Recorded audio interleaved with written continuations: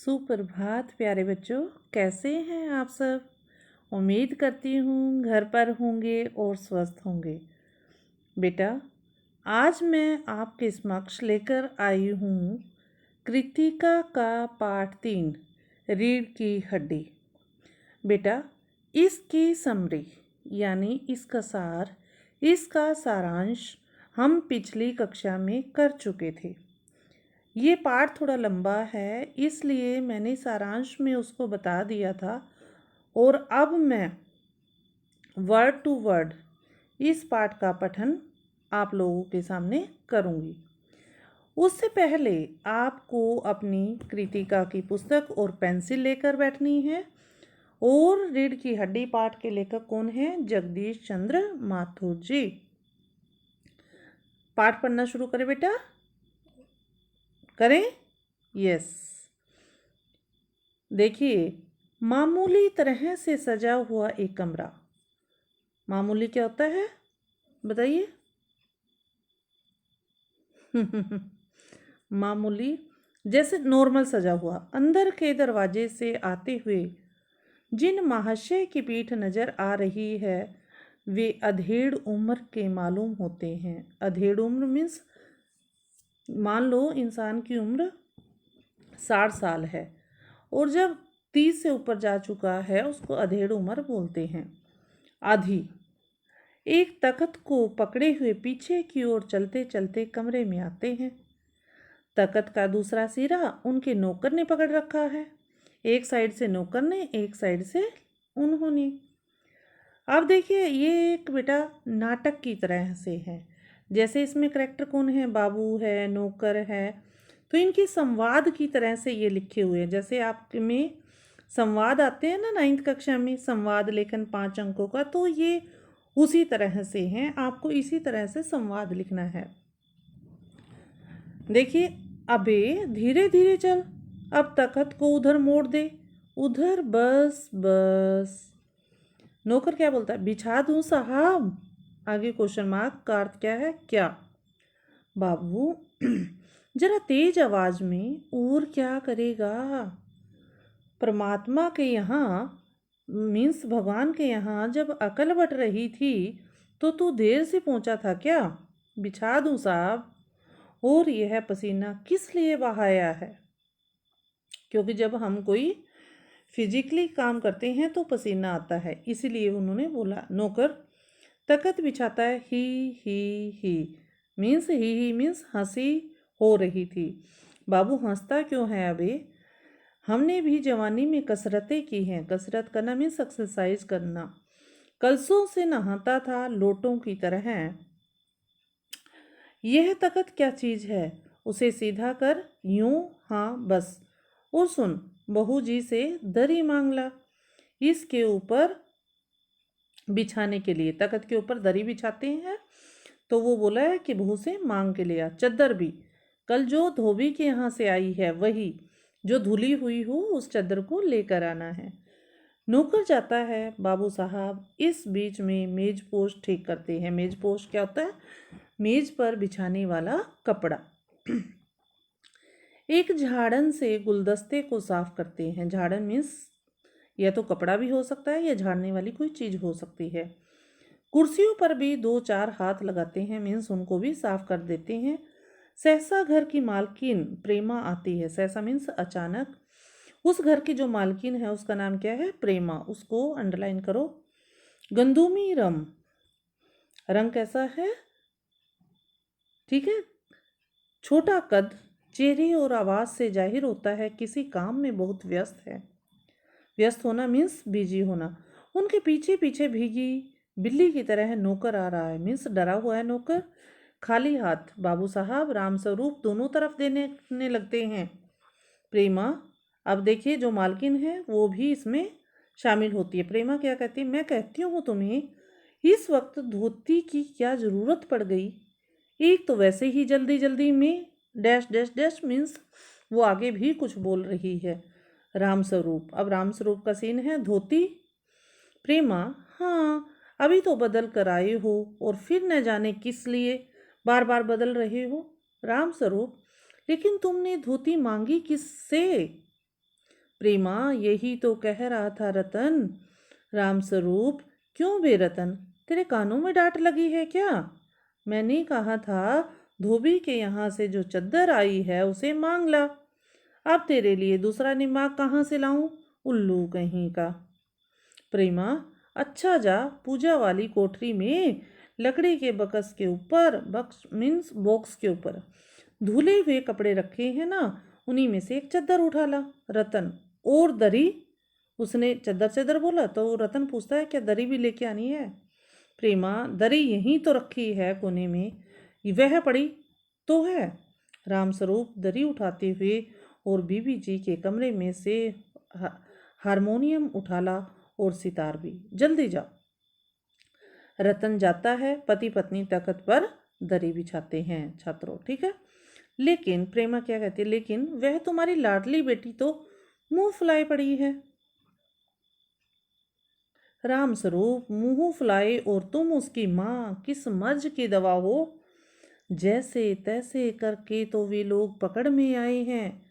अब तुम्हारी बेवकूफ़ी से सारी मेहनत बेकार जाए तो मुझे दोष मत देना। प्रेमा, रामस्वरूप की पत्नी क्या नाम क्या है? प्रेमा। तो मैं ही क्या करूं, सारे जतन करके तो हार गई। तुम्ही ने उसे पढ़ा लिखा कर इतना सिर चढ़ा रखा है, मेरी समझ में तो ये पढ़ ली, पढ़ाई लिखाई के जंजाल आते नहीं। अपना जमाना अच्छा था, पढ़ ली, गिनती सीख ली, बहुत हुआ तो स्त्री सुबोधिनी पढ़ ली। ये उस टाइम पत्रिका का नाम है, मैगजीन का नाम है। सच पूछो तो स्त्री प्रबोधिनी में ऐसी ऐसी बातें लिखी हैं, ऐसी बातें कि क्या तुम्हारी बीए एमए की पढ़ाई होगी। और आजकल के तो लक्षण ही अनोखे हैं। रामस्वरूप, ग्रामोफोन बजा रहा होता है ना? प्रेमा, क्यों? रामस्वरूप, दो तरह का होता है, एक तो आदमी का बनाया हुआ, उसे एक बार चलाकर जब चाहे तब रोक लो, और दूसरा परमात्मा का बनाया हुआ रिकॉर्ड, एक बार चढ़ा तो रुकने का नाम ही नहीं। प्रेमा, हटो भी, तुम्हें ठठोली ही सोचती रहती है। ठठोली मीन्स मजाक, इसको छात्रों रेखांकित करके लिख लो। यह तो होता नहीं कि उस अपनी उमा को राह पर लाते। अब देर ही कितनी रही है उन लोगों के आने में। जैसे आपने छात्रों सारांश सुना था, उस सारांश में क्या है कि लड़के वाले लड़की को देखने के लिए आते हैं। उस समय जब लड़की को देखने वाले कोई आते हैं, घर की साफ सफाई हो जाती है, ठीक है। उस समय का ये वर्णन है कि तख्त बिछा दिया, दरी बिछा दी, चद्दर बिछा दी, मेज पोस बिछा दिए, ये वहाँ की है ये कहानी। रामस्वरूप, तो क्या हुआ प्रेमा? तुम्ही ने तो कहा था कि जरा ठीक ठाक करके नीचे लाना। आजकल तो लड़की कितनी ही सुंदर हो, बिना टीम टाम के भला कौन पूछता है। इसी मारे मैंने तो पाउडर वोडर इसके सामने रखा था, पर उसे तो इन चीज़ों से न जाने किस जन्म की नफरत है। मेरा कहना था कि आंचल में मुंह लपेट कर लेट गई। भाई, मैं बाज आई तुम्हारी इस लड़की से। रामस्वरूप क्या कहते हैं, न जाने कैसा इसका दिमाग है, वरना आजकल की लड़कियों के सहारे तो पाउडर का कारोबार चलता है। क्योंकि आजकल की लड़कियां क्या है, मेकअप ज़्यादा करती हैं, और जो उधर उमा है वो मेकअप से एलर्जी करती है, नहीं करती उसको। आगे देखिए। प्रेमा, अरे मैंने तो पहले ही कहा था, इंट्रेंट ही पास करा देते। इंटर्स मीन्स 10th। लड़की अपने हाथ रहती और इतनी परेशानी न उठाने पड़ती, पर तुम तो। रामस्वरूप क्या कहते हैं बात काटते हुए, चुप चुप, दरवाजे में झांकते हुए, तुम्हें कतई अपनी जुबान पर काबू नहीं है। कल ही यह बता दिया था कि इन सब लोगों के सामने जिक्र और ढंग से होगा, कि जो हमें बतानी है पढ़ाई लिखाई की बात वो हम नहीं करेंगे, हम दूसरी तरह से बात करेंगे। मगर तुम तो अभी से सब कुछ उगेले देती हो। उगेलना मीन्स बताना। उनके आने तक तो न जाने क्या हाल करोगे। प्रेमा, अच्छा बाबा, मैं नहीं बोलूँगी, जैसे तुम्हारी मर्जी हो करना, बस मुझे तो मेरा काम बता दो कि मुझे क्या करना है। राम स्वरूप, तो उमा को जैसे हो तैयार कर लो, नया सही पाउडर, वैसे कौन बुरी है वह। पान लेकर भेज देना उसे, और नाश्ता तो तैयार है ना। रतन का आना आ गया। रतन, इधर ला, इधर बाजा नीचे रख, चद्दर खोल, पकड़ तो जरा उधर से। चद्दर बिछाते हुए प्रेमा क्या बोलती है नौकर से, नाश्ता तो तैयार है, मिठाई तो वे लोग ज़्यादा खाएंगे नहीं, कुछ नमकीन चीज़ें बना दी हैं, फल रख दिए हैं, चाय तैयार है, टोस्ट भी, मगर हाँ मक्खन तो आया ही नहीं। वो अब रामस्वरूप क्या कहते हैं ये बातें सुन के, क्या कहा, मक्खन नहीं आया? तुम्हें भी किस वक्त याद आई है मक्खन की? जानती हो कि मक्खन वाले की दुकान दूर है, पर तुम्हें तो ठीक वक्त पर कोई बात सूझती ही नहीं। अब बताओ, रतन मक्खन लाए कि यहाँ का काम करे? दफ्तर के चपरासी से कहा था आने के लिए, सो नखरों के मारे, कि जो नौकर हैं ऑफिस के वो भी नखरे करते हैं। प्रेमा, यहाँ का काम कौन ज़्यादा है? मीन्स क्या काम ज़्यादा है यहाँ का? कमरा तो सब ठीक ठाक है ही, बाजा सितार आ ही गया, नाश्ता यहाँ बराबर वाले कमरे में ट्रे में रखा हुआ है, सो तुम्हें पकड़ा दूंगी, एक आध चीज़ खुद ले आना। इतनी देर में रतन मक्खन ले ही आएगा, दो आदमी ही तो हैं। ये देखिए नाश्ता तैयार है। अब आगे देखिए, राम स्वरूप, हाँ एक तो बाबू गोपाल प्रसाद और दूसरा खुद लड़का है। देखो, उमा से कह देना कि जरा करीने से आए। करीना मीन्स अच्छी तरह से आए। ये लोग जरा ऐसे ही हैं, गुस्सा तो मुझे बहुत आता है इनके दकियानुसी ख्यालों पर। खुद पढ़े लिखे, ऐसे पढ़े लिखे हैं, वकील हैं, सब सोसाइटी में जाते हैं, मगर लड़की चाहते हैं ऐसी कि ज़्यादा पढ़ी लिखी ना हो। प्रेमा, और लड़का? रामस्वरूप, बताया तो था तुम्हें, बाप शेर है तो लड़का सवा शेर है। बीएससी के बाद लखनऊ में ही तो पढ़ना है, मेडिकल कॉलेज में। कहता है शादी का सवाल दूसरा है, तालीम का दूसरा। क्या करूं, मजबूरी है। मतलब अपना है, वरना इन लड़कों और इनके आपों बापों को ऐसी कोरी कोरी सुनाता कि ये भी समझ जाते। आगे है रतन। अब नौकर की बारी है। नौकर क्या कहता है, जो अब तक दरवाजे के पास चुपचाप खड़ा हुआ था, जल्दी जल्दी बाबूजी बाबूजी। रामस्वरूप, क्या है? रतन, कोई आते हैं। रामस्वरूप दरवाजे से बाहर झांक कर जल्दी मुंह अंदर करते हुए, अरे हे प्रेमा, वे आ भी गए। नौकर पर नजर पड़ती ही, अरे तू यहीं खड़ा है बेवकूफ, गया नहीं मक्खन लाने? सब चौपट कर दिया। अबे उधर से नहीं, अंदर के दरवाजे से जा। नौकर अंदर जाता है, और तुम जल्दी करो प्रेमा, उमा को समझा देना, थोड़ा सा गा देगी। कि जब लड़के वाले बोलेंगे उसको गाने के लिए, तो वो शर्म ना करे, उसको कहना कि वो गा दे।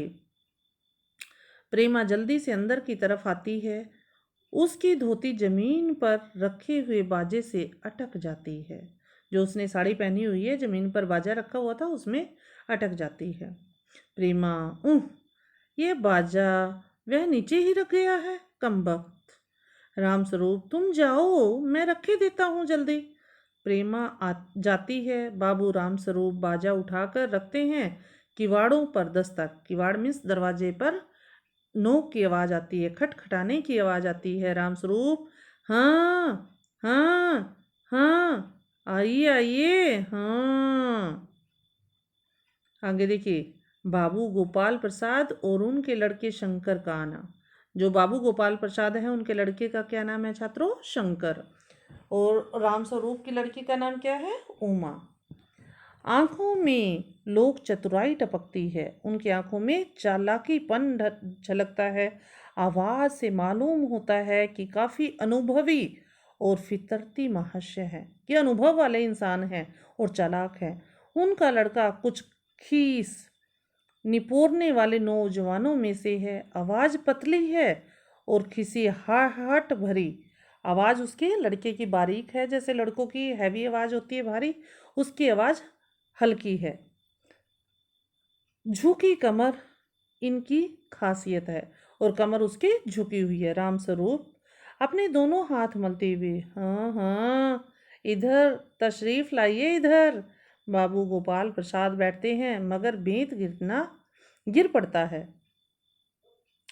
यह बेंत लाइए, मुझे दीजिए, कोने में रख देते हैं। बेंत क्या होता है? एक लकड़ी का डंडा। सब बैठते हैं। हाँ हाँ, मकान ढूंढने में तकलीफ तो नहीं हुई? रामस्वरूप पूछते हैं। गोपाल प्रसाद क्या बोलते हैं? खंघार कर नहीं, मीन्स ढूंढ कर नहीं, तांगे वाला जानता था और फिर हमें तो यहाँ आना ही था, रास्ता मिलता कैसे नहीं। राम स्वरूप क्या करते? हाँ हाँ, यह तो आपकी बड़ी मेहरबानी है, मैंने आपको तकलीफ तो दी। गोपाल प्रसाद क्या बोलते? अरे नहीं साहब, जैसा मेरा काम वैसा आपका काम, आखिर लड़के की शादी तो करनी ही है। बल्कि यूँ कहिए कि मैंने आपके लिए खासी परेशानी कर दी। राम स्वरूप, हाँ हाँ हाँ, यह लीजिए, आप तो मुझे कांटों में घसीटने लगे। हम तो आपके हाँ हाँ सेवक ही हैं। थोड़ी देर बाद लड़के की ओर मुखातिब होकर कहने लगे, मुखातिब मीन्स उनकी तरफ मुख करके कहने लगे, शंकर बाबू, कितने दिनों की छुट्टियां हैं? शंकर क्या कहते हैं? जी, कॉलेज की तो छुट्टियां नहीं हैं, वीकेंड में चला आया था। कि कॉलेज की छुट्टियां नहीं हैं, सोचा कि वीकेंड क्या होता है? संडे, कि संडे को अपने घर चलो। शंकर जी, कॉलेज की तो छुट्टियां नहीं, लेकिन वीकेंड में चला आया था। राम स्वरूप, आपके कोर्स ख़त्म होने में तो अब साल भर रहा होगा। शंकर क्या कहता है? जी, यही कोई साल 2 साल। राम स्वरूप, साल 2 साल? शंकर क्या कहता है? हाँ हाँ जी, 1 आध साल का मार्जिन रखता हूँ। मीन्स उसको पता था कि मान लो 1 साल है, अगर फेल हो गया तो 2 साल भी हो सकता है।